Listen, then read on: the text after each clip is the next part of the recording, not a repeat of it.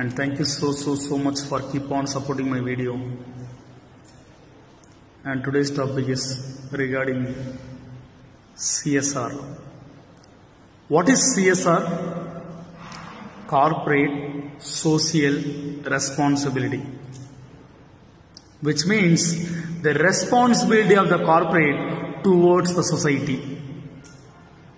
That is called corporate social responsibility. Is all about how you render services to the society. Society doesn't mean that it is always be external. It can be internal too.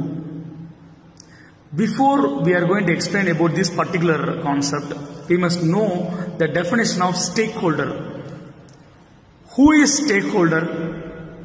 A one who is interested in the affairs of the company. For example, who is a stakeholder of you? உங்க மேல யாரெல்லாம் அக்கறை காட்டுவாங்க? Maybe